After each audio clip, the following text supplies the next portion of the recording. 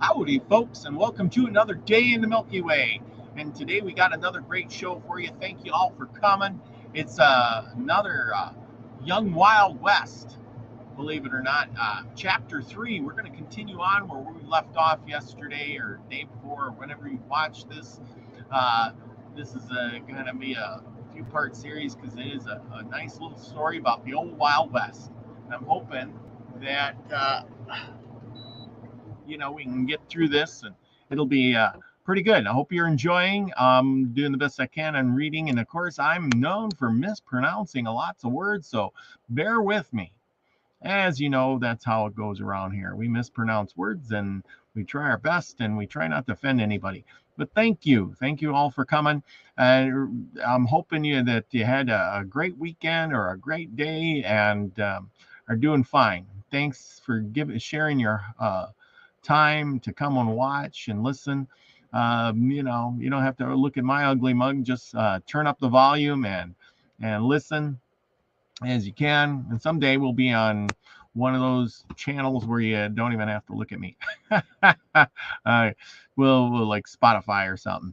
We'll be on. We'll get there. It's slow, but it's coming. I'm working on it all.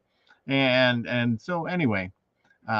Things that are going on, not too much except plenty of stuff in the news in the world. So we're going to get away from that and go back in time when life was good and rough and tough.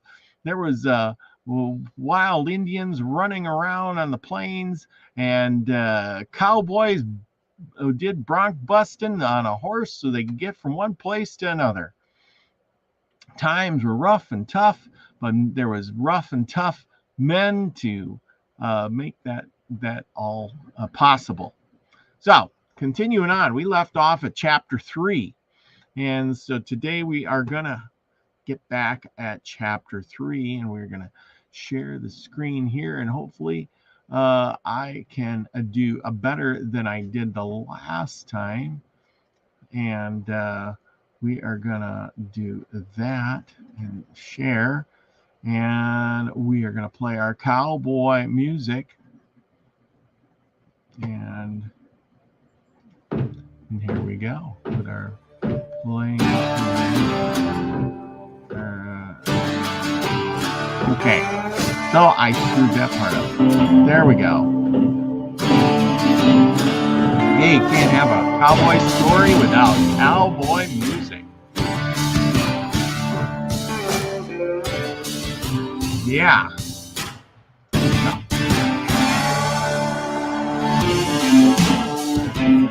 We're gonna do that. Look at that. Okay, Young Wild West.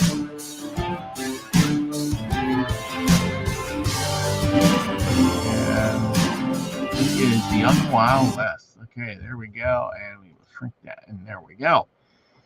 Okay, chapter 3. You ain't worrying about me just dinking around here. I need to get busy and start reading. Okay, chapter 3. The gray elk is defeated. And we are going to go to full screen so you can see the whole thing. Gray elk is defeated. The two Indians were thunderstruck when they beheld the young horseman calmly sitting there before them. He had a revolver in either hand, but they were not leveled. Ah, they grunted in unsuition. Do you know me, Redskins? Asked Young Wild West, raising his weapon a few inches. Both had their hands on their tomahawks, and one had an army rifle in his left hand that would only require a quick move to send a bullet in the boy's body. But they did not offer to make a move, knowing well if they did, they deadly revolvers that menace the world beginning to spit fire. Me no pale face, answered one of them. He leap big, brave, shoot straight. He shoot good Injun today. Injun no harm him. The boy laughed lightly at this. I know you didn't harm me, he said, but it wasn't your fault that you didn't. So I shot good Indians, did I? Well, That is true. I am sorry for it, but I don't believe it's true. Me no lie to Paleface. Paleface, he big brave. Paleface shoot straight. Yes, I know that now. Then where is Gray Elk and the rest of the gang? Gray Elk go home to his wigwam. No fight palefaces like palefaces heap much. This or is that the way your village to your village? And young Wild West cast a quick glance over the trail that curved toward the settlement. Fine buffalo there. Shoot first, then go home to wigwam. Well, if all that is true, what are you two redskins going this way for? We go right back to Gray Elk now. We no see buffalo. The spokesman of the two was lying faster than a horse could trot, and no one knew it better than the one he was lying to. The boy also knew that the two Sioux were itching to kill him, and that it was the fear of being shot themselves that kept them from attacking him. After questioning them a little further, without getting any more satisfaction, young Wild West exclaimed, "Turn around and go back to the treacherous old chief, Gray Elk. Tell him go back to his village and tell the white people will let him alone. If he don't, he will lose his scalp and his wigwam will burn by the soldiers from the fort. Now go." They made a move to obey, and as they did so, the one who had the rifle raised it as quick as a flash and pulled the trigger. It was a clever move, and came near being successful. As it was, the bullet whistled dangerously close to the daring boy's ears. But that was the Sioux warrior's last shot. Crack, crack! Both of young Wild West's revolvers spoke, and he reeled and fell from the saddle. The other was already galloping from the spot, and the boy called out to him, "Tell Gray Elk just what I said." The Sioux made no reply. He was bent on getting out of range of those deadly revolvers, and he urged his horse forward at top speed. Young Wild West waited till he got about 300 yards start, and then he started following, keeping at about the same distance behind. The sorrel stallion had been frightened considerably at the discharge of the revolvers, but his master had no difficulty in calming him. "Now, Spitfire, we will keep right at this pace till we get ready to turn off or something happens," he said to the animal. Just how fast Spitfire could run, he did not know. He had not had an opportunity to test his powers yet, but he was confident that he would be able to hold his own with the best of them. And before many hours, he was to have the opportunity to see what the handsome beast was made of, though he did not dream of it just then. The dashing young horseman rode on, his body moving with that of the animals he bestrode. Graceful riding is a thing that has been accomplished by many after constant practice, but to young Wild West it did come natural. It was something he never remembered of having had learned. The sun was just sinking behind the horizon like a great ball of fire, and a great group of log cabins that made up the settlement at the forks came into view. The cluster of primitive-looking habitations lay off to the left, while a strip of timber the boy had spoken of while conversing with Lieutenant Johnson was almost directly ahead, about a mile distance. Young Wild West brought his horse to a halt. He had slackened his pace somewhat during the past 2 minutes, and the Indian was now pretty close to the timber. Waiting until he had reached the cover of the trees, the boy rode off in a gallop straight for the settlement. He knew the soldiers must clearly be there by the time, and he breathed a sigh of relief. But it was a pretty sure thing that old Gray Elk or some of his band had seen them come, and in that case they would not be apt to attack the settlers. There were women and children there, and for a time, being that they were safe at any rate, young Wild West rode into the settlement at an easy canter. The population of the place did not exceed 40, including men, women, and children, and most of them appeared when the boy on the sorrel stallion came to a halt. "Hello, Wild!" exclaimed a young fellow of about his own age, who had clear blue eyes and curly hair. "So you have got a new horse, have you? I am sorry that you did not let me go out with you today." "It was a good thing you didn't go with me, I guess, Jim," was the reply. "I have a pretty exciting time of it. Where are the soldiers from Fort Bridger?" "Soldiers? Why, we haven't seen any." "What do you mean?" "Oh, they haven't got here yet then. They are probably lying close by, or so they will be seen by the Sioux." "What are you talking about, young feller?" demanded the oldest man in the bunch, whose name was Sam Murdoch. He was the recognized leader of the settlers, an experienced woodsman and Indian fighter. "Well, to get right down to the point, where is a band of Sioux with old Gray Elk himself at their head, over there in the woods. They're going to attack this place tonight." "What? Is that true?" "They are on a warpath again, so we may as well get ready for them." "You said the soldiers were close by, didn't you?" spoke up Jim Dart. "Yes, they must be. They came right for here while I was followed the trail of the Sioux." "Oh, if they are anywhere, then they must be over there at the north end of the timber strip. If they had rode right here in the open daylight, the Indians would certainly have seen them. That would have spoiled their intentions." "Well, we must be ready for them, in case the Saugers didn't get here," observed the old Sam Murdoch, as he exclaimed with his trusty rifle, which had been grabbed when the startling news first was broken to him.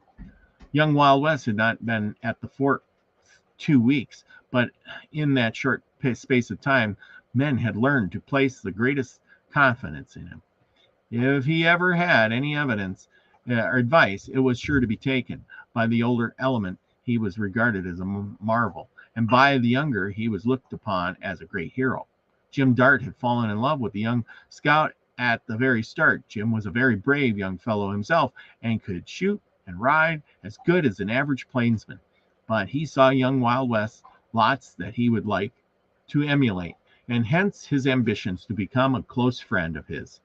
Young Wild West did not dismount just then, but turning to Jim, he, much to the boy's joy, said, "Get your horse and we'll take a scout around. I want to see where the soldiers are, and also find the exact spot the Sioux are coming in to do attack on us." "All right," was the reply. 5 minutes later, Dart was mounted on a big, fine iron gray horse, and out with our hero at the side. "Get all the women and children in the center, and young Wild West. It may be the soldiers are not very close, and in the case there has got to be some sharp fighting done." "I'll attend to it," answered Sam Murdoch. The two boys now rode off straight about 200 yards, and then made a circle about the cluster of cabins. It was now thoroughly dark, and the stars had given all the light they had. When the complete circuit had been made, young Wild West led the way from the north end of the timber strip. Jim Dart followed him closely, and on the alert for the least sound, and was out of the ordinary. It was a good mile away when they were heading for, but their horses were put on a swift canter, and they rapidly neared the end of the woods. A strip of the woods ran in a semicircle, and at this end it was almost directly opposite to where the Indians were supposed to be hiding. The two young riders slackened speed as they neared the timber, and just as they did so saw the figure of a man. "Halt!" came the command. Then they knew that the soldiers were there. "Who goes there?" the sentinel quickly added. "A friend." "Advance, friend, and give the countersign."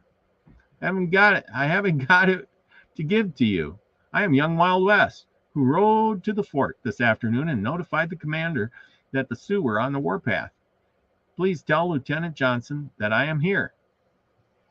The two horses were at a standstill now, and still facing them with a leveled gun. The soldiers called to another, who was not far in the rear of him. Tell the lieutenant the young Wild West is here, and he said. There was no delay, and the lieutenant was soon on the spot. He was glad to see the young scout safe and sound. Did you fellows follow the Redskins? He asked. Yes. I had to shoot one of them, too. Yes. Old Gray Elk sent 2 scouts back to be on the watch for a pursuit. I held them up and questioned them, but could gain no information worth mentioning. They declared that they were good Indians, as they usually do when you corner them. I am quite sure that they are over at the other end of the woods, for I saw the fellow I let follow the trail till he disappeared among the trees. You are a cool one, observed Johnson. Dealing with Sioux Indians is dangerous work, and you have got to be on the watch for treachery at all time. You know, that is true. What puzzles me is how you came to escape being injured after coming in contact with 2 of Gray Elk's scouts. Oh, that was easy enough. One of them tried to shoot me, and I just missed by about an inch. He is the one I was compelled to send to the happy hunting grounds of the red man.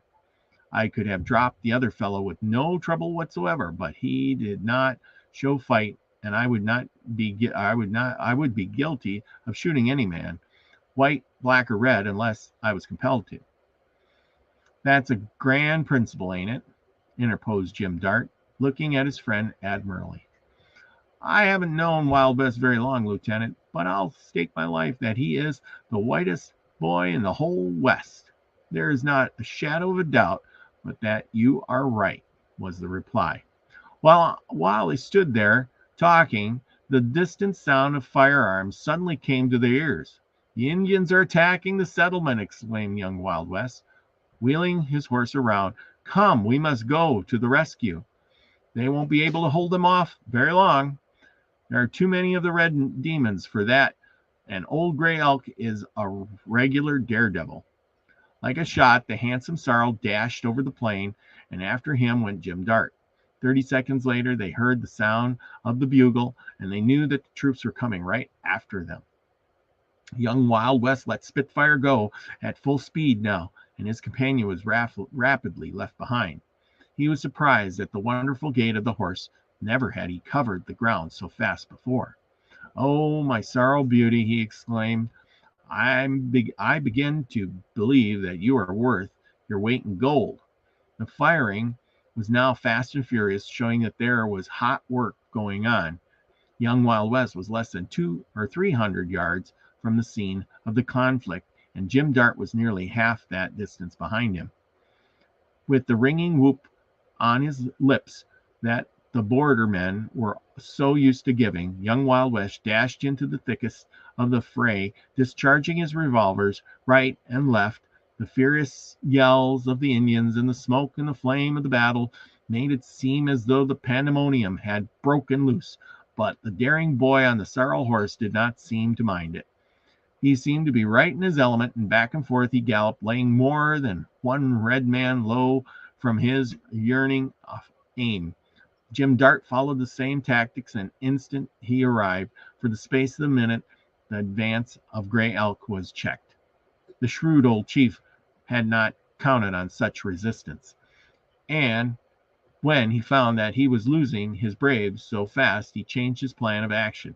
He drew back and began sending blazing arrows at the roofs of the cabins. He knew that this would disconcert the settlers for the time being. He would make one great rush and make the massacre complete.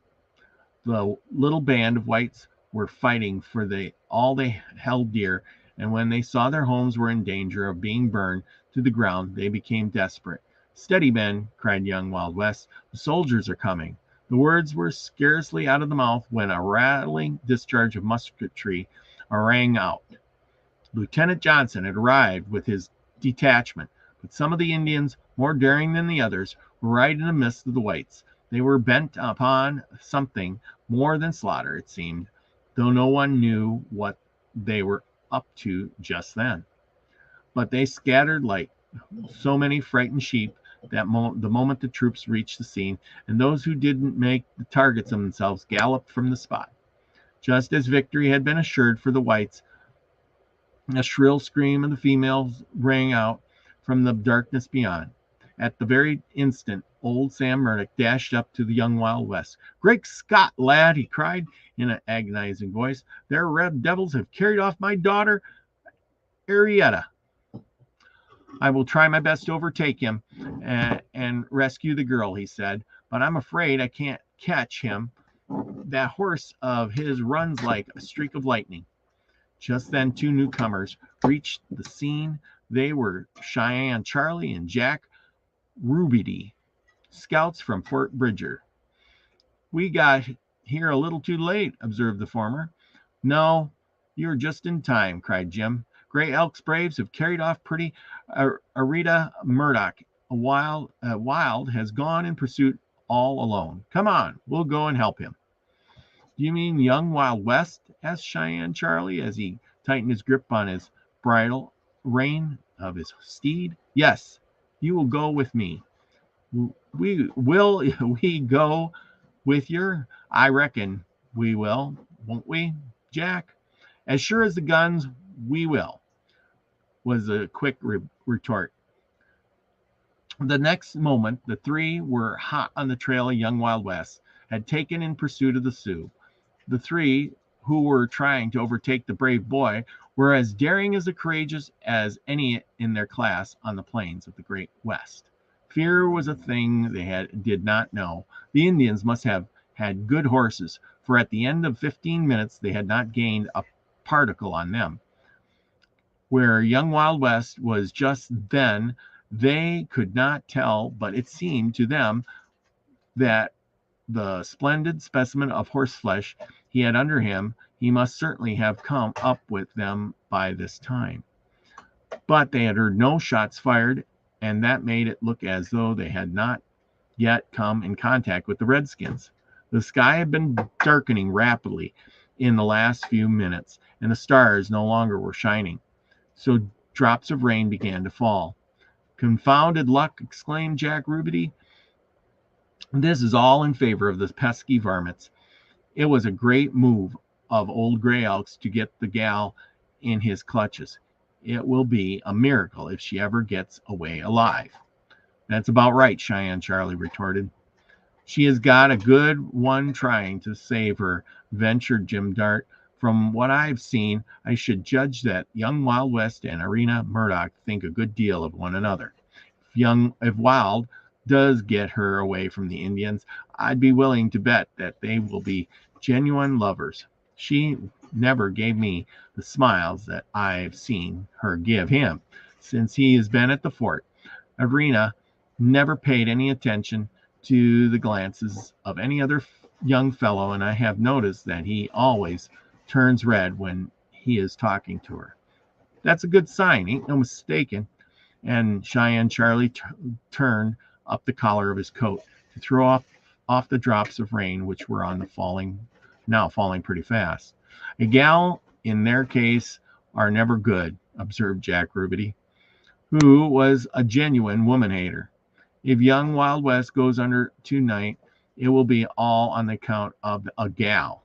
It will be because he will have forgotten it all about the tricks of his trade in an effort to get her away from Gray Elk. And he'll get riddled with bullets and arrows before he knows it." No one made any response to this. Jack was bound to have his own way about it anyhow, and no one knew this better than Cheyenne Charlie. But neither he nor Jim Dart had any idea that young Wild West would go under that night. They knew just enough of him to believe that he was altogether too sharp to be caught napping. Meanwhile, the rain steadily increased, and it looked as though a regular storm had set in. As it was in the month of April, it was a cold rain, and therefore anything but a pleasant night to be out on the plains. There had been hardly a breath of wind before the rain had set in. Now it began to blow a pretty stiff breeze from the northwest. "We're in for it," said Cheyenne Charlie. "'Tain't likely their reds will stop till they get in their village without going to camp before Buzzard's Canyon. Buzzard's Canyon was about 10 miles due south. It was among the foothills of the range of the mountains, and a very wild place it was. That is their way, they're trailing, it's pittin', reported Jack. I'll bet that's where we'll find them if we don't overtake them before. The village of Old Gray Elk lies a little to the east of the canyon and about 8 miles farther south of Doing It, asked Jim. Or don't it? Yes, was the reply. That's just it. But if it keeps on raining like this, I don't think they'll try to make it for daylight.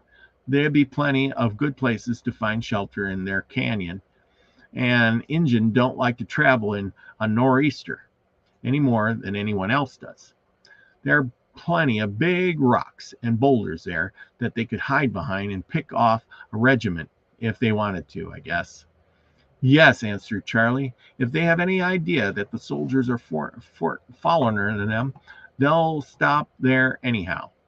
After the silence of perhaps 5 minutes passed, not a sound could be heard but the hoofbeats of their steeds and the howling of the wind as it raged across the leveled stretch.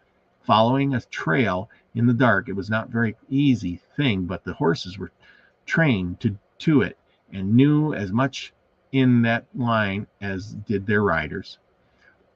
But at intervals of every few minutes, the trio would come to a halt and make an examination of the ground. When a half an hour had passed, it became necessary for them to dismount and feel with their hands for the hoof prints as the rain was gradually obliterating the trail.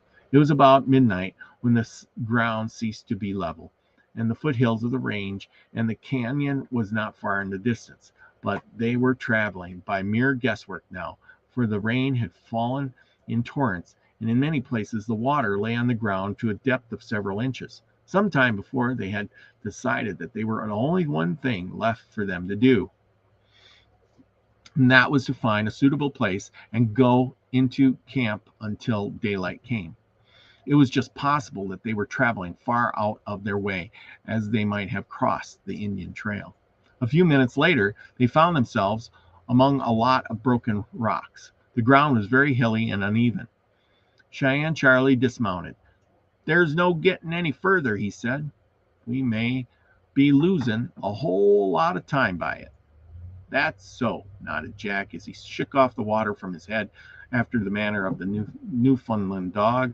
Charlie felt about in the dark and presently found a huge boulder which cut off the storm so that the rain could scarcely be felt. We'll stop right here, he said. His two companions led their horses to the spot. Then Jim dropped upon his knee close to the boulder and struck a match. Much to his surprise and satisfaction, a shallow opening was right before him.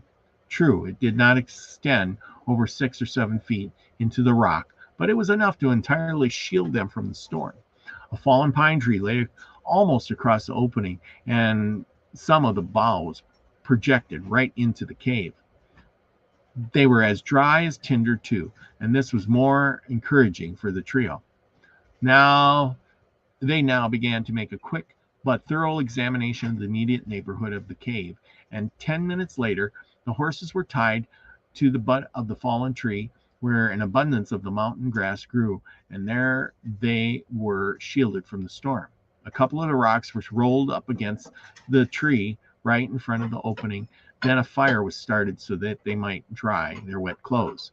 As soon as the fire got to burning, Cheyenne Charlie made a circuit of the place to see if the blazing was sufficiently hidden from sight, and came back with a report that it was satisfactory. Their fire can't be seen 50 feet away, I reckon. We are all right till morning, he said. If the Redskins ain't in camp somewhere southwest of us and getting a whiffer of their smoke, we are certainly all right, observed Rubity. It was warm and comfortable in the shallow place, and removing their garments all at once, at one time they were soon drying them over the fire.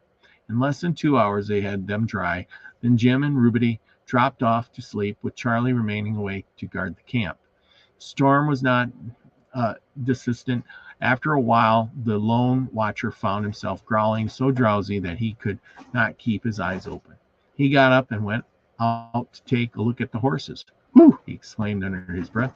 This is a nasty night, and no mistake. I wonder where young Wild West is now. He is the most likely young fellow I have ever seen, and it'll be too bad if he loses his caution, because he's in love with that girl, and he's getting caught by her, or getting caught by the Sioux. They'd burn him at the stake in no time. The scout found the horses all right, and then he concluded to indulge in a little smoke to keep him awake. He took pains to walk around till he came to a point where it would be impossible for the smoke to be wafted in the direction of the Indian camp. Tobacco smoke will travel a long distance, and should it be smelled by so much as one of the Indians, the place where it came from would be located by the Reds in short order. Cheyenne Charlie ran across a big tree that was hollow just to the left of the camp, and crouching into it, he produced his pipe and tobacco and got ready for a smoke. He had matches that were dry, and so had no difficulty in lighting the pipe, and was soon puffing away contentedly. From his position, he could see the sleeping forms of Jim Dart and Jack Ruby in the shallow cave. The fire was burning with a sort of smoldering, and it was a pretty sure thing that it could not be seen from the direction of the Sioux had gone. The sharp eyes, precise ears of the scout were on alert for danger every instant. When Cheyenne Charlie stood guard, he did it in the right way. His eventful life on the border had taught him a great many things, and he'd learned that it was a proper thing for one to always be on the lookout for danger, whether it was the signs of it or not. Nothing could be heard but the pattering of the falling rain and the soughing of the wind as it moved the boughs of the trees overhead. The scout had probably been crouching in the hollow tree for 10 minutes when suddenly he heard scratching noises right above him. He listened, and the sounds was repeated. Then some dirt and rotten pieces of wood came down on his head. There was something alive in the tree. That was certain, for the scratching noise could not be made by the wind. Cheyenne Charlie made a quick move to get out of the hollow tree, and as he did so, his belt got caught upon a projecting knot. It pulled him back further than he had been at first, and wedged him in. "Whew!" he muttered, as a cloud of dirt came down upon him. "A bear as sure as guns." He heard an ominous growl, and that told him that he had disturbed Bruin, which had no doubt been taking a nap above him. And now the creature was coming down to see who it was who had dared to bother him. The scout knew that he must get out of the hollow tree without any loss of time. Grasping the edges of the opening of the tree, he pulled himself forward. He cleared his body to the wedge-like position it had been placed in, but before he could regain his equilibrium, the rotten wood at the edges of the opening gave way, and his fingers lost their hold. Back into the interior of the tree he went, and at that very moment down came the heavy body upon him. Bruin had found an intruder, and now there was going to be trouble. Notwithstanding his bad luck in his efforts to get out of the hollow tree, Cheyenne Charlie did not get excited and lose his presence of mind. As soon as he felt the warm, hairy body strike him, his hand was upon his hilt of his knife. The bear had come down the inside of the tree, back to him, and was now between him and the opening. The imperial scout could have placed the muzzle of his revolver against the creature's left side and sent a bullet through its heart, but such a thing would not do, as in all probability the Indians would hear the report. Then it would be up to all the three trailers and young Wild West and pretty Anita Murdoch. The chances to rescue would be spoiled. Charlie knew that what he must be done quickly, before already the bear was turning around.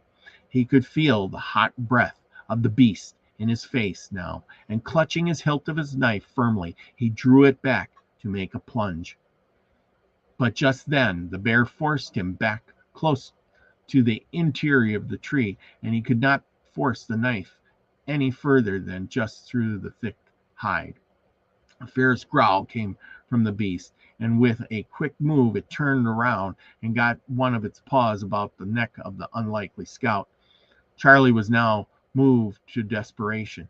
He knew that much depended upon his strength now. The bear must be forced back sufficiently far from him to get a good thrust at the heart.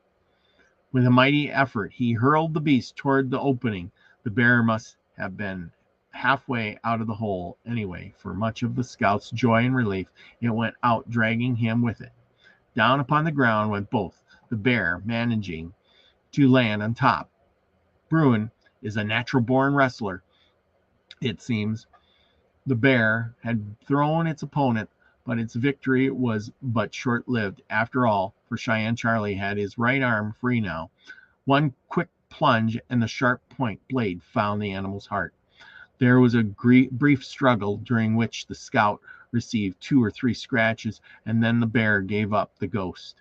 Cheyenne Charlie got upon his feet and shook himself after the manner of the dog just coming out of the water. He was just about to hurry over to the cave where his companion slept, unconscious of the thrilling time he just experienced, when a cracking sound suddenly came to his ears. It came from a hollow tree, and turning quickly, the scout saw that the interior of the tree was on fire. Then he thought of his pipe, which had been knocked from his mouth when the bear fell from above. Rotten wood on the inside of the tree was as dry as punk, and the coals from the pipe were igniting it. "Great Scott!" ejaculated the scout. "That will never do. In a minute or two the whole inside of the tree will be on fire, and there will be more smoke than you can shake a stick at. I've got to put that out." The mighty quick at that. Without any further delay, he sprang to the tree. There was only one way to make quick job of it, and that was to stop up the hole at the top, so there would be no drought. The rain was still falling heavy, but there was not enough water that dropped into the opening above to have any effect on the fire. To think that to act with the scout, and the next moment he was ascending the tree. Fortunately, the limbs were not far from the ground, and he was soon going up like a monkey. The opening was about 15 feet from the ground, and he reached it in a jiffy. The smoke was pouring from it in a dense cloud, and it behooved him to act quickly. Should the wind veer around a little, it would sweep toward the camp of the Sioux. Then the jiggle would be up. Only a portion of the tree was dead, and Charlie began pulling off small branches that were just budding into the leaves and thrusting them down the hole. Soaked with rain, they soon would put the fire out. He worked like a beaver, and at the end of 10 minutes he had put it out. Then he descended the tree. As he dropped into the ground, a low growl came to his ears, and before he could turn to locate the sound of a heavy body was launched upon him, bearing him to the earth. The female bear had come to search for its mate, only to find it dead, and Cheyenne Charlie had descended the tree just in time to meet the savage beast now, rendering doubly furious by the death of its mate. Then a desperate struggle ensued, for the female bear had succeeded in pinning the man's arms to his sides as it hugged him in a powerful grip. Charlie fought desperately to free himself. Over and over he rolled in his effort to get his right hand free so he could plunge his knife into the brute's heart. He did not want to call on his friends for help, as he knew not how close the camp of the Indians might be. Just as he felt that he must run the risk and do so, he got his trusty right arm free. Then he plunged the knife into the bear's side twice in succession. The animal had been hugging him tightly from the start, but now it almost crushed his ribs, taking his breath away, but only for a moment. The keen-edged blade had found a vital part, and the powerful paws relaxed their hold upon it. The scout struggled away from the beast just as it dropped to the ground, dead. Completely exhausted, he sank to the ground, close to it. "Whew," he gasped. "I wonder if there are any more about. 2 cinnamon bears in one night is quite enough for me, and and it ain't taken to surprise both times, too. Well, they didn't hurt me of any account, so I'll go back to their fire and dry myself once more. Leaving the two bears where they had fallen, hastened to the shallow cave where Jim Dart and Jack Ruby were still sleeping. Charlie placed a couple of sticks of wood on the fire so it would burn up a bit and give him a chance to dry his clothing. Then, before crawling in, he took a look at the horses. They had become tired of nibbling at the grass and had lain down to rest. "You all right?" muttered Charlie. "Lesson don't think I'll take a nap, too. I don't think there's a redskin within 5 miles of here." Walking back to the fire, he threw himself on the ground beside his sleeping companions. In less than 5 minutes, he was sleeping so soundly as they had. It was broad daylight when the scout awoke from his slumber. The storm had ceased and the sun was shining brightly. The raindrops on the mountain foliage glistened like so many diamonds, and the perfume from the wildflowers that grew on the ridge a few yards above him made him enjoy the first real spring morning of the season. The fire had long since died out, and Jack and Jim were still sound asleep and later snoring away as though his very life depended upon it. Cheyenne Charlie stepped upon the trunk of the fallen tree and proceeded to take a survey of the surroundings. He had not been there a minute before he began to sniff the atmosphere suspiciously. "I smell smoke," he muttered. "I'll be best if I don't believe their camp of the Redskins is close by. Yes, it's smoke. Ain't nothing else. I guess I'll wake their boys up." A couple of the shakes sufficed to arouse them, and they were soon acquainted with his discovery. "It's smoke, as sure as guns," assented Jack. "Ain't there a smell of it? I don't believe it's very far off." "That's right, Jim Dart.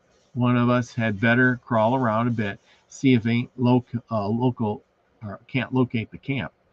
"I'll do it," resorted Charlie. "You fellers wait here. I have their horses already in case I'll get into trouble and have to light out pretty quick. I'll put my puttiest to not let them scent me out." Without another word, he started off through the bushes in the direction the smell of the smoke came from. His companions saddled and bridled their horses, and then rather uneasily waited for his return. 10 minutes passed.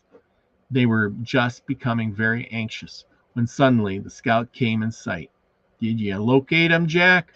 "I guess I did," was the reply. "You're all right down here a bit and have got young Wild West as prisoner alongside with his gal." Okay, that was chapter 3 and 4, and we are up to chapter 5. So the next chapter will be The Sioux Surprised. And how about that? And we are going to go to this, and we're going to